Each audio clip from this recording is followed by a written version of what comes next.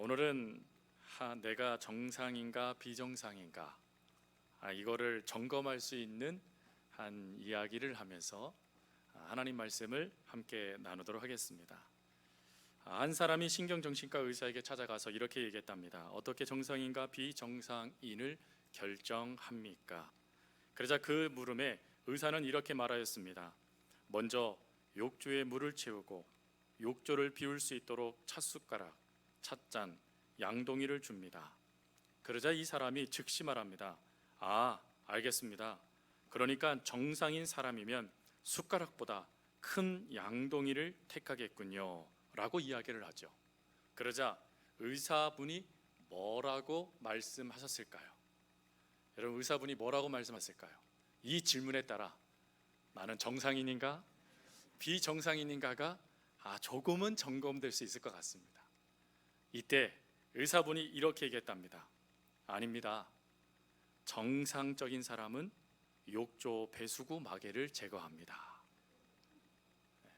웃으신 분은 혹시 양동이를 생각하셨다라면 하나님께 열심히 기도하십시오. 하나님께 열심히 기도하시면 제거할 수 있도록 지혜를 주실 줄 믿습니다. 그리스도인들에게 가장 중요한 교리가 있다라면 구원에 대한 교리입니다. 이 구원관은 우리 그리스도인들의 신앙의 가장 중요한 기초가 되어지죠. 이 구원관이 잘못 세워지게 되어지면 안타깝게도 성도들의 삶의 모습이 바리새인화 될 수 있습니다. 그래서 지금 내 안에 구원관, 하나님 안에서의 이 구원관이 어떻게 세워져 있는가를 우리는 끊임없이 말씀 안에서 점검을 받아야 되죠. 그리고 이 구원이라는 것을 이야기할 때 배제되는 게 있습니다. 그것은 내 의지, 내 노력, 내 힘, 그 모든 것들은 철저하게 배제되고 오직 예수 그리스도를 통하여서 주어지는 은혜, 그것을 구원이라고 합니다. 그래서 구원을 또 다른 말로 하나님으로부터 주어진 선물이다라고 이야기를 하죠. 여러분, 우리는 예수 그리스도를 통하여서 이 선물을 받은 자들입니다. 그러니 이 구원받은 자녀의 삶을 우리는 매일매일 하나님 안에서 살아갈 수 있어야 되죠. 그리고 이렇게 살아갈 때 우리의 삶 속에 사용하지 말아야 될 말이 하나가 있습니다. 그것은 구원은 믿어서 얻는다라는 말입니다. 여러분, 구원은 믿어서 얻는다, 어찌 보면 맞는 말인 것 같지 않습니까? 근데 이 말은 틀린 말입니다. 세 가지로 말씀을 드리면, 믿어서 구원을 얻는다라고 강조를 하면 믿음이 있는 자는 구원을 받고 믿음이 없는 자는 구원을 받지 못한다라는 결론으로 다다르게 됩니다. 근데 중요한 것은 이 믿는다라는 이것을 구원의 원인 내지 조건으로 삼아버리는 거예요. 여러분, 구원의 조건, 구원의 원인은 누구이십니까? 예수 그리스도이시죠. 예수님 외에는 구원의 조건이 없습니다. 그 예수님을 우리가 믿고 그 은혜 가운데 살아가는 거 너무 중요한 거예요. 그런데 기억해야 되실 것이 로마의 교회의 교인들이었어요. 여러분, 로마서는 하나님을 믿는 사람들에게 쓰여졌습니다. 근데 놀랍게도 로마서의 핵심적인 내용은 뭐냐면 믿음이 뭐냐 하는 것들이 기록되어져 있어요. 그러면서 왜 믿음이 필요하고 왜 믿음을 받아야 되며 왜 믿음 안에 살아가야 되는지를 아주 체계적으로 쓴 것이 로마서였습니다. 근데 그 로마서를 받고 있는 로마 교인들이 놀랍게도요, 교인이고 그리스도인이라고 생각했던 그들이 예수님을 몰랐다는 걸 아십니까? 예수님을 몰랐고 예수님을 심지어 믿지 않았습니다. 그럼에도 불구하고 그들은 확신이 하나가 있었는데 구원 받았다라는 확신은 그들에게 있었다라는 것입니다. 그래서 이 구원 받은 그것, 무엇 때문에 어떻게 우리가 구원받았는가를 설명해 놓은 것이 로마서입니다. 그래서 혹시 내 안에 믿음이 지금 바닥을 치고 있어요, 내가 하나님을 향한 구원의 확신도 흔들리고 있어요, 그러면 제일 먼저 우리가 붙잡고 읽어야 될 것이 바로 로마서입니다. 그리고 로마서는 이렇게 믿음을 구원의 조건이라고 얘기하지 않아요.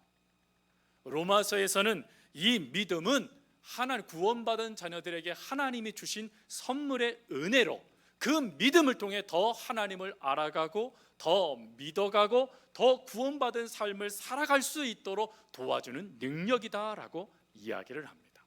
그러니 구원이 조건이 아닌, 믿음이 조건이 아닌 거예요. 구원에 만약에 조건이면 예수님 외에 다른 조건이 생겨져 버린 것이죠. 그러면 혹 예수님 외에 다른 조건을 이야기하면 이단입니다. 여러분 믿을 필요가 없습니다. 그거. 또 두 번째로 우리 스스로가요 믿음을 알 수 있을까요? 구원이 뭔지 알 수 있을까요? 3주에 걸쳐서 우리 새로 오신 분들을 초점을 맞추어서 설교를 준비하고 있습니다. 처음에 예수님 믿는 분들에게 예수님을 믿고자 하시는 곳에서 교회 오시는 분들, 아니면 믿을 마음은 없지만 초대에 의해서 오신 분들이 계시잖아요. 그분들에게 구원이 뭔지 물어보시면 알까요? 믿음에 대해서 이야기하면 그분들이 아실까요? 도무지 예수 믿는 사람들의 모습을 보면 이해할 수 없는 거예요. 아니 왜 저렇게 하지? 그리고 오늘 이렇게 예배드린 이 순서도 이해가 되십니까? 어떤 분들은 찬송을 부르는 복음성가를 부르면서 시작하는 이것이 은혜가 되는 분들도 계시고, 어떤 분들은 찬송가를 안 부르시기 때문에 조금 마음이 불편해 보시는 분들도 계셔요. 다양한 분들의 모습이 계시지만 그런 모든 분들이 함께 예배드리는 이 순서 하나가 다 이해되지 못할 때도 있다라는 것입니다. 그럼 여러분 순서 이해 못해도 순서 이해 못하면 구원받는데 지장이 있을까요? 없을까요? 있어요. 그러면 안 됩니다. 그러면 예수님 외에 또 다른 조건이 나타난 거예요. 조건이. 그럼 우리 교회 잘못된 겁니다. 우리 교회. 예수님 외에 복음 대신 예수님은 불변이십니다. 변화될 수 없습니다. 그러나 예수님 외의 모든 것들은 다양하게 변화되어져 가는 것입니다. 이 변화되어져 가는 이 모든 것들 속에 특별히 구원에 대한 것, 믿음에 대한 것, 왜 신앙생활을 해야 되는지 잘 몰라요. 그럼 이걸 누가 알게 해주시느냐? 고린도전서 12장 3절 말씀에 보니까 이렇게 구절이 되어져 있습니다. 성령으로 아니하고는 누구든지 예수를 주라 시인할 수 없다. 즉 구원은 믿어서 얻는다는 게 아니에요. 그 믿는 것조차 누가 주신대요? 성령님께서 주셔야 된다는 것입니다. 그럼 성령님은 언제 우리 가운데 들어오십니까? 예수님을 믿을 때, 예수님을 구주로 영접할 때 성령님은 우리에게 선물로 주시는 분이세요. 선물로 주신 예수님 우리 가운데 들어오셔야 비로소 믿음이 무엇인지, 믿음의 대상이 누구신지가 깨달아지기 시작하고, 아 이래서 내가 예수님을 믿어야 되는 거구나 라는 것이 고백되기 시작한다는 것입니다. 근데 성령님의 역사도 없이 내가 믿어줄 수 있다라고요? 그럼 성령님의 놀라운 역사를 내가 부정하는 거예요. 그러니 그럴 수 없다라는 것입니다. 또 세 번째로, 자칫 잘못하면 믿어서 얻는다는 것을 내가 믿어 주었다라고 생각할 수 있다라는 것입니다. 즉 하나님과 성령님이 너무 답답해 하시는 것 같아서 내가 믿어주기로 작정했다라는 거예요. 내가 믿어주기로. 이걸 다른 말로요, 내가 교회 나가줄게 하는 겁니다. 이거 누가 주로 많이 쓰는 말이죠? 예수님 안 믿는 남편들.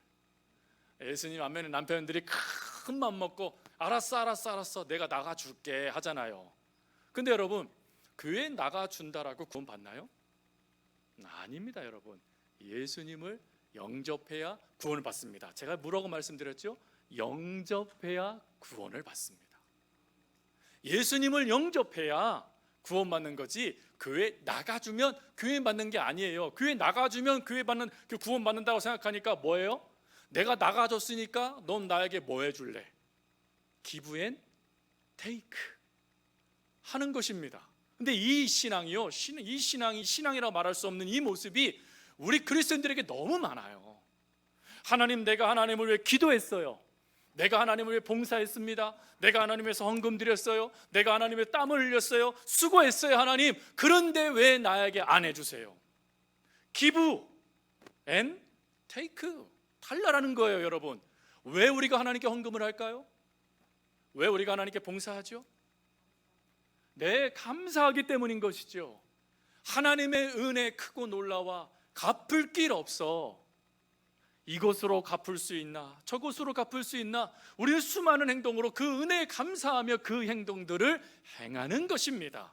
그것이 하나님 앞에 잘 보여 하나님이 나를 불쌍히 여겨주시겠지 하는 그런 행동적인 것으로 하나님께 무엇인가 보상을 받으려고 하는 보상 심리로 행하는 게 아니라는 것입니다. 근데 이것이 잘못되니까 자꾸 하나님께 보상을 얘기하는 거예요. 내가 하나님께 이렇게 했는데 어찌 하나 나에게 이렇게 하실 수 있으세요? 라고 말이죠.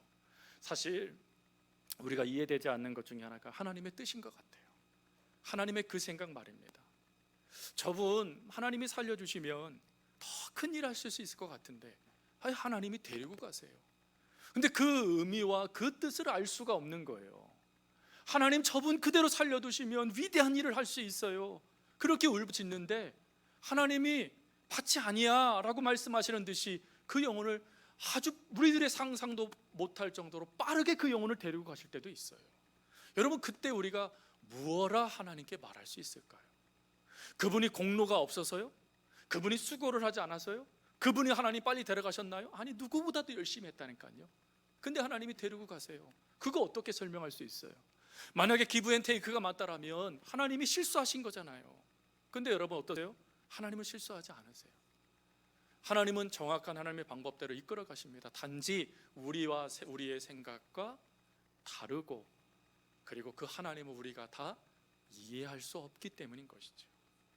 이해할 수 없지만 하나님은 믿음을 우리에게 끊임없이 주세요. 그래서 도무지 이해할 수 없어, 나 하나님 믿을 수 없어요 라고 말 울부짖는 우리들이 하나님밖에 없네요 라고 고백할 수 있는 모습까지 자라가도록 역사해 주시는 것이 바로 우리가 믿고 있는 아버지 하나님이십니다. 여러분, 이 아버지 하나님의 그 은혜 가운데 우리가 구원받았습니다. 그리고 그 아버지 하나님께서 성령님을 우리에게 주심을 통하여서 예수님을 믿는 것, 믿음이 무엇인가 하는 걸 깨닫게 됐고, 그리고 믿음의 삶을 살아가는 저희들의 삶이 되게 해주셨습니다. 그래서 우리는 은혜 안에 있는 자들입니다. 우리 옆에 분에게 고백할까요? 당신은 하나님 은혜 안에 있는 자들입니다. 자입니다. 여러분 믿으세요? 제가 이렇게 보니까 의심하는 분들이 계세요. 정말 의심이 정말 있나 하시는 분들이요. 여러분, 우리는 하나님의 은혜 안에 있는 거예요. 은혜가 없으면 오늘 이 자리에 앉아 있을 수가 없습니다. 하나님의 사랑이었으면 오늘 이 자리에서 우리가 함께 예배 드릴 수 없습니다. 이 자리에 나와 계신 것도 은혜이고, 이 자리에 나와서 잘 모르겠지만 그래도 듣고자 애쓰는 그 모습도 하나님의 사랑입니다. 여러분, 그 사랑과 그 은혜 가운데 있는 우리들에게 하나님은 오늘 중요한 질문 하나를 던지십니다. 그 질문은, 그렇다면 왜 우리는 구원받아야만 하는가 하는 질문이에요. 왜 우리는 구원받아야 할까요? 여러분, 이 질문에 우리가 답할 수 있어야 됩니다. 천국 가기 위해서요? 하늘나라 가기 위해서요? 목적이 그것입니까? 그러면 그거는 죽어봐야 하는 거지 않습니까? 하나님은 그걸 말씀하지 않으세요. 왜 우리가 구원받아야 되느냐? 그것은 분명한 것은 이 땅에서의 하나님의 놀라운 은혜와 사랑을 받기 위함입니다. 그리고 그 은혜 가운데 하나님께로 가기 위함인 것이죠. 그리고 하나님과 함께 먹고 마시는 그 삶을 이 땅에서도 맛보고, 그리고는 저 하나님 나라에서는 그 삶을 누리게 하기 위한 하나님의 사랑인 것이죠. 여러분, 그 사랑에 대해서 더 확실하게 우리가 깨닫기 위해서 오늘 본문을 보셔야 됩니다. 사실 오늘 본문은 암담한 본문입니다. 왠지 구원과는 상관없을 듯한 그런 구절이에요. 왜 그렇지요? 오늘 나오는 단어들을 보세요. 단어들을 하나같이 경고성 단어이고, 고난의 단어이고, 피와 분노, 그리고 불과 같은 심판의 단어들이거든요. 아니, 이 단어들을 목사님 이 거룩한 주일날 굳이 이 단어 설명하지 않아도 괜찮은데 목사님 좀 마음이 불편해요 하실 수도 있으실 것 같아요. 그럼 오늘 이 본문의 말씀이 왜 구원받아야 되는 것과 무슨 연관이 있기에 이것을 본문으로 삼은 것입니까? 그것은 이 본문이 사실은 목회자들이 설교하기가 어려운 본문이에요. 왜 그러냐면 이 본문은 마치 이렇게 해석될 수 있거든요. 예수 잘 믿어, 잘 믿지 않으면 불 받아, 죽어. 실제로 제가 이런 설교를 들은 적이 있습니다. 여러분, 이거 아멘을 안 하시니까 감사하네요. 여러분, 믿지 못해도 다시금 믿을 수 있는 힘과 용기를 주시는 분이 바로 아버지 하나님이십니다. 그래서 우리가 살아갈 수 있는 것이죠. 여러분, 안 죽습니다. 단 그 경고를 끊임없이 무시하면 죽을 수 있습니다. 하나님의 말씀은 경고입니다. 이런 삶을 살아갔던 자들, 그런 삶을 살아갔던 자들에게 여지없이 하나님은 말씀하시고, 그 말씀에 반응했을 때의 복과 그 말씀에 반응하지 못했을 때의 저주받은 인생의 모습들을 극단적으로 하나님이 보여주시면서 우리들에게 말씀하시는 거예요. 너는 어떻게 살겠느냐. 그것이 하나님의 말씀의 중요한 질문이십니다. 근데 그 질문은 오늘 이 본문에서 우리가 하게 된다면, 마치 내 삶을 하나님이 이렇게 관찰하시고, 그리고는 잘못된 것들을 막 지적하시며 너 불받는다, 너 죽는다, 너 그러다 망해 라고 말하는 것처럼 받아들일 수 있기 때문에 설교자들이 좀 조심해서 오늘 본문을 설교를 합니다. 그러면 왜 이 본문이 왜 구원받아야 되느냐와 연결이 될까요? 그것은 구원에 대한 중요한 것들을 이야기할 때 오늘 이 구절이 가장 중요한 답을 제공해 주기 때문에 그렇습니다. 그렇다면 성도 여러분, 왜 구원을 받아야 될까요? 이에 대한 답은 끝이 있기 때문에 그렇습니다.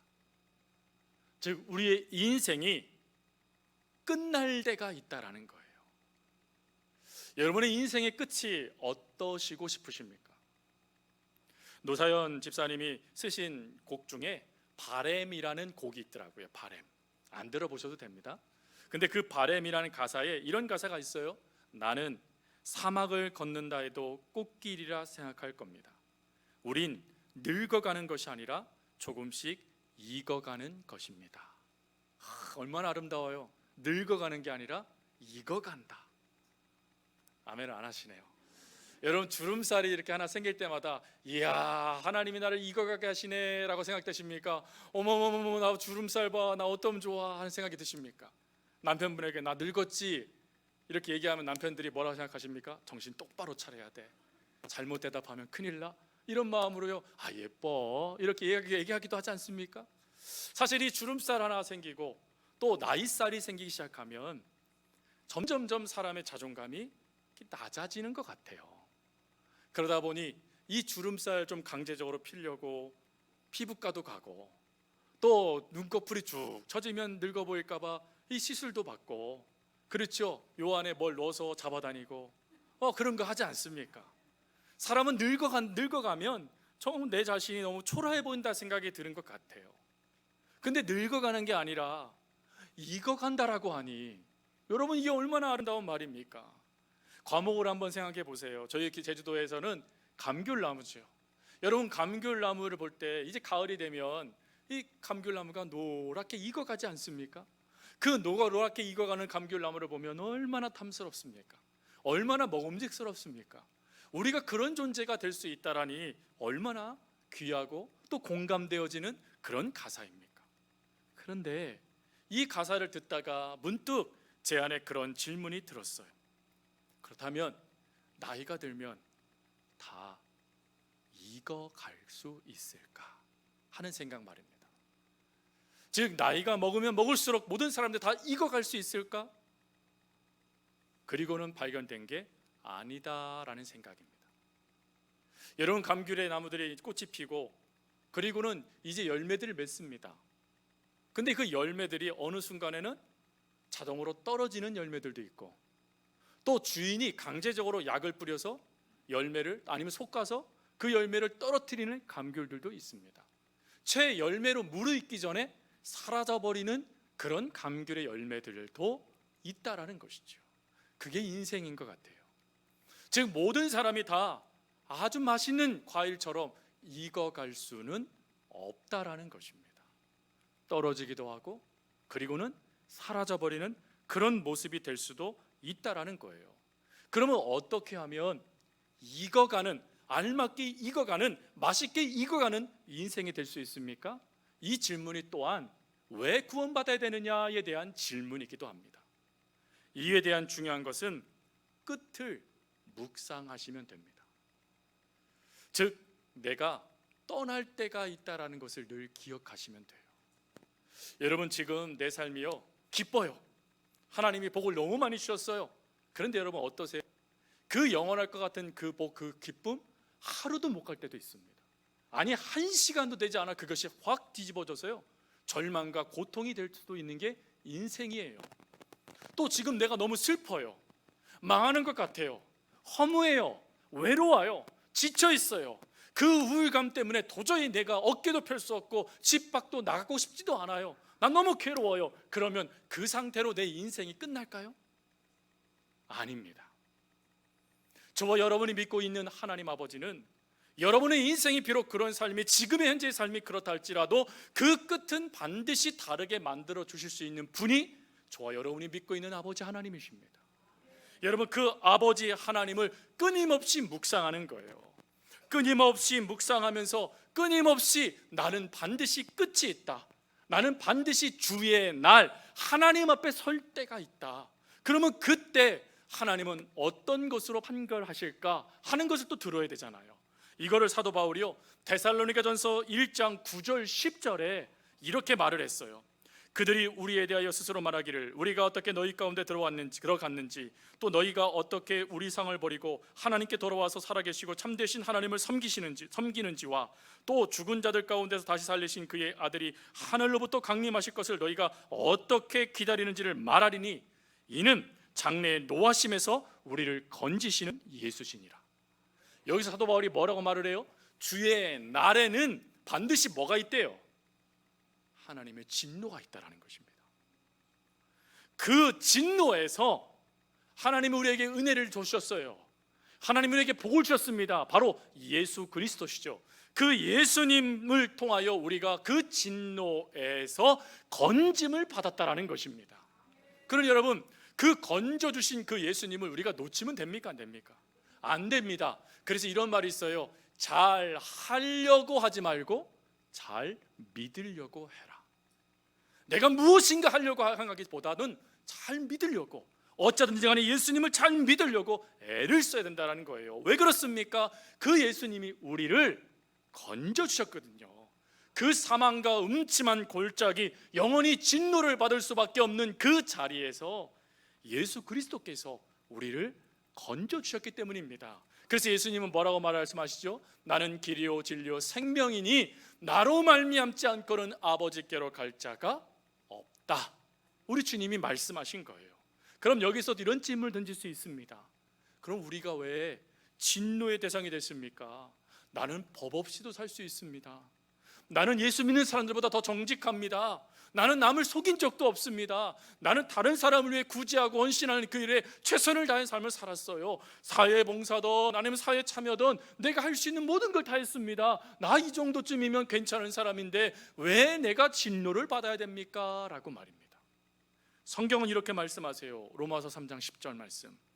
하나님 앞에 의인은 없나니 하나도 없다. 여기서 말하는 의인은 의롭다 인정받는 것을 말하는 것입니다. 즉 우리 스스로 나는 정의로워, 나는 의로워, 나는 도덕적으로 살았어 라고 말해도 하나님의 기준에는 어떻다는 거예요? 기준 미달이라는 것입니다. 그게 우리라는 거예요. 또한 에베소서 2장 1절 말씀에 뭐라고 얘기합니까? 그는 허물과 죄로 죽었던 너희를 살리셨도다. 다른 말로 우리는 허물과 죄로 말미암아 죽어 있는 자들이라는 거예요. 허물과 죄로 죽어 있는 단 한 단어 죄인이었다라는 것입니다. 그러니 이 죄인이요 당연히 죄의 삭슨 사망이다라고 말하는 것처럼 죄를 지으면 이 땅에서의 죄를 지으면 대가를 반드시 받아야 됩니다. 그게 법치주의의 중요한 기준이지 않습니까?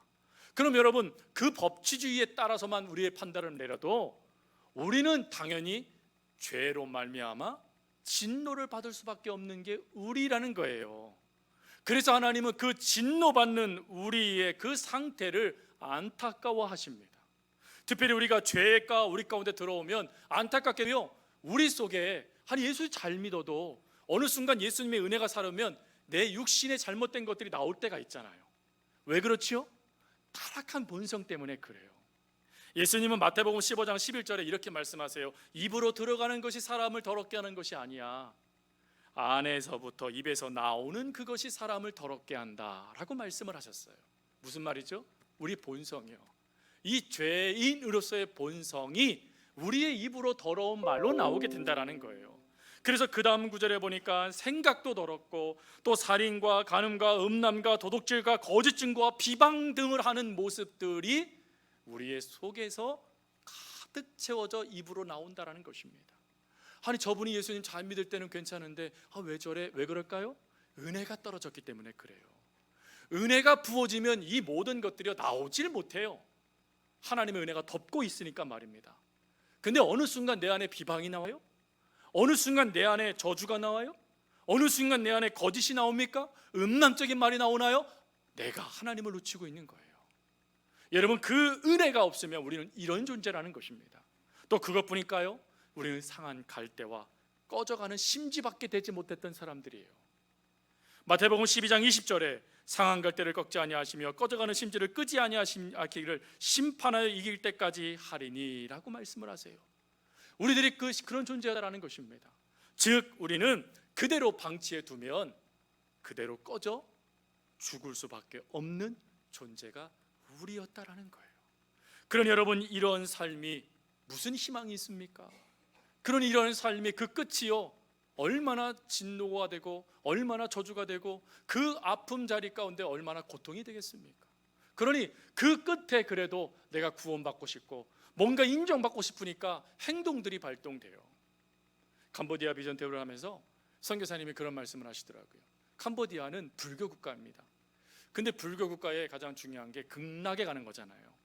근데 극락을 내가 갈 수는 없을 거라고 생각이 든다라는 거예요, 사람들이. 그래서 극락에 갈 수 있는 길이 두 가지가 있는데, 첫 번째로는 내가 스님이 되는 겁니다. 이건 직통이랍니다. 직통. 스님이 되면 어떤 삶을 살아도 바로 프리패스를 합니다. 근데 내가 스님은 되고 싶지 않아요. 내 맘대로 살고 싶거든요. 그런 두 번째 방법을 선택한답니다. 아들을 스님으로 바치는 겁니다. 그럼 아예 바치는 게 아니라 3년만 바치면 된답니다. 3년만 잘 바치고 그 아이 돌아오면 된다는 거예요. 그러면 아버지가 그 아들 때문에 천국에 간대요. 그게 그분들의 세상이랍니다. 근데 여러분, 우리는 아들을 바칠 필요가 없어요. 여러분들이 목회자 될 이유도 없습니다. 여러분들은 누구만 잘 믿으시면 돼요? 예수님만 잘 믿으시면 돼요.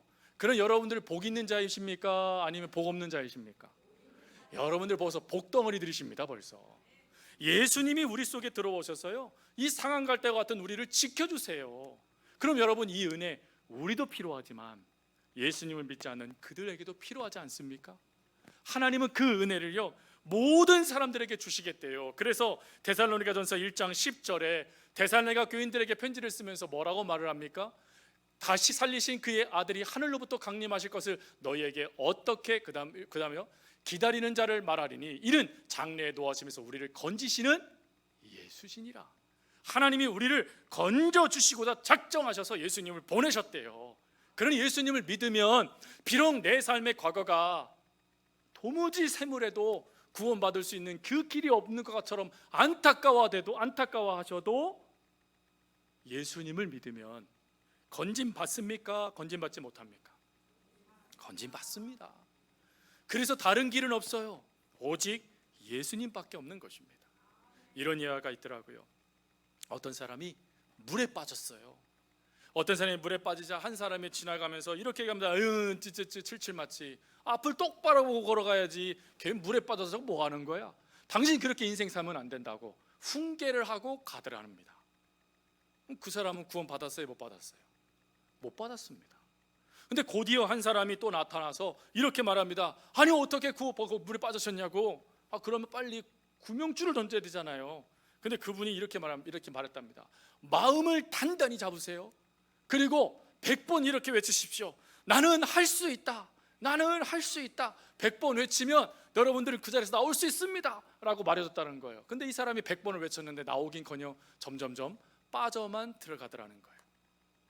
구호, 마음에 다짐을 하고 나 이렇게 살 수 있어, 거울 보면서 하루에 10번만 외치면 그렇게 살 수 있다고 말하는 거 거짓말입니다. 여러분, 살 수 없어요. 하나님이 도와주지 아니하시면 그 구호도 바람에 날려가는, 하늘에 사라지는 그냥 말밖에 되지 못합니다. 근데 즉시 어떤 사람이 나타나서 그에게 옷을 던져주고 그리고 잡을 것을 던져주며 그리고는 그 사람이 떠내려오는 그곳으로 헤엄쳐서 그를 데리고 건져내었다라고 합니다. 여러분, 이 건져내시는 분이 누구십니까? 바로 예수 그리스도이십니다. 예수님은 말을 하시는 분이 아니세요. 예수님은 이렇게 마음가짐을 다짐하라고 말씀하시는 분이 아니세요. 예수님은 여러분들이 잘못 살았다고 꾸짖으시는 분이 아니세요. 예수님은 즉시 여러분들을 향하여 손을 내미시고 즉시 여러분을 향하여 수영을 하셔서 헤엄을 치셔서 여러분들에게 다가오시고 즉시 여러분들을 끄집어내셔서 구원할 수 있도록 치료해 주시고 위로해 주시고 힘을 북돋아 주시는 분이 바로 예수 그리스도이십니다. 그래서 사도 바울은 말하잖아요. 다른 이로서는 구원을 받을 수 없나니 천하 인간의 구원을 받은 이를 다른 이름을 주신 일이 없다 라고 말씀하신 거예요. 예수님 외에는 없습니다. 여러분, 그 예수님만을 믿을 때에 우리의 인생의 삶은 달라집니다. 그 예수님을 우리가 구원하여 예수님을 믿고 구원받을 때 우리의 끝도 다릅니다. 우리의 인생도 다르고 끝도 다른 인생을 우리는 살아갈 수 있는 것이에요. 그래서 이것을 뭐라고 말을 하면 우리는 예수님을 믿는 그 순간 현재의 복을 누리다 미래의 복도 누릴 수 있게 되어진다 라고 말하는 거예요. 현재의 복뿐만 아니라 미래의 복도 받는 자들, 여러분, 이 복을 받기 위하여 우리는 뭐 해야 됩니까? 끊임없이 예수님을 믿으셔야 돼요. 끊임없이 예수님 안에서 구원받는 삶을 살아갈 수 있어야 됩니다. 오늘 이 자리에 처음 나오신 분들이 계신다면 예수님 외엔 다른 길이 없습니다. 예수님께서 여러분들을 구원하길 원하시고 예수님께서 여러분들을 하나님의 참된 복과 은혜를 누려가도록 그것을 선물로 주기를 원하십니다. 그러니 그 예수님을 믿으시면서 진노받을 대상이 아니라 복을 받고 칭찬도 받고 그리고 이 땅에서도 참 목자 되신 예수님과 더불어 살아갈 수 있는 행복한 복된 하나님의 사람들이 다 되어줄 수 있기를 간절히 주님의 이름으로 부탁드립니다.